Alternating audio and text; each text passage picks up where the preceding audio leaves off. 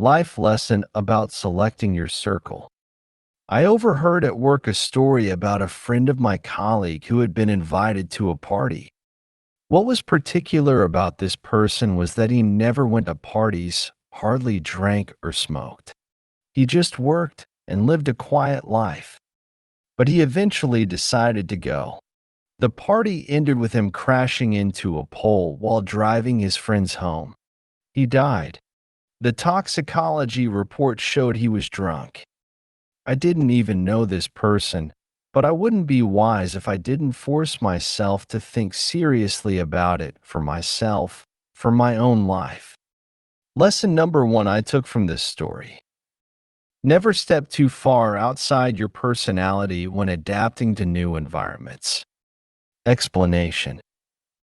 That man had his own lifestyle, his own attitude toward destructive behavior. He didn't accept it in his personal life. But when a group of peripheral people, say, former classmates whose names he probably didn't even remember, invited him, he agreed, not realizing what that truly meant. When you agree to enter someone else's circle, even temporarily, in practical terms, you're entering a new sphere of collective responsibility. What does that mean? It means your group will tend to experience the average outcome typical for that group.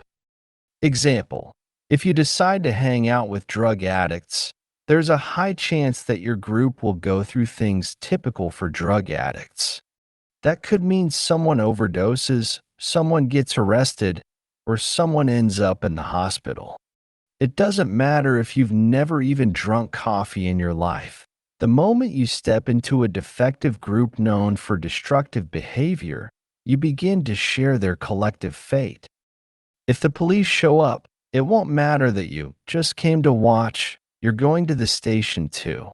And that's in the best case scenario. This also applies in other areas of life. For example, if you live among ignorant people who consistently vote for dictators, it doesn't matter to nature that you personally disapprove. According to nature's law, you'll still share in the collective responsibility for the consequences of your group's actions. Back to the man at the party. What really happened? He put himself in a zone of destructive group behavior that was unnatural for him, in this case, excessive drinking. His second mistake was getting behind the wheel while drunk. Why did he do that?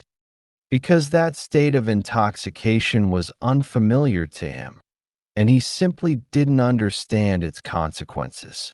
He lacked the basic experience to make the only correct decision. When I'm drunk, I'm worthless. I can't drive. Had he had that experience before, he might still be alive. I'm not saying everyone should learn to drink or become addicts. I'm saying you must understand how a group you're about to join can influence you, whether it's a social media group, spiritual cult, modern ideology, political party, celebrity fan club, etc. You must realize that humans are wired to adopt behavioral models from the groups they join. And if those models are destructive, the group will damage you, even if you're unaware of it. That will ultimately change your real-life fate. You may be a good person who could have brought value to yourself and to society, but instead, you become a biorobot, molded by others. And, as already mentioned, you'll end up sharing responsibility for their actions. Most likely, you're not ready for that and don't even understand why it happens.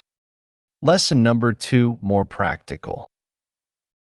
When deciding who to let into your life and social circle, ask yourself, what kinds of destructive behavior are common among these people? Do I understand the potential negative influence they can have on me? Am I ready to share responsibility with them? Am I ready to accept the fate of the entire group? Like in the example with the dictator, or when the whole group of old classmates ends up in a fatal car crash. Conclusion. Obviously, these thoughts are only useful to clever people focused on survival.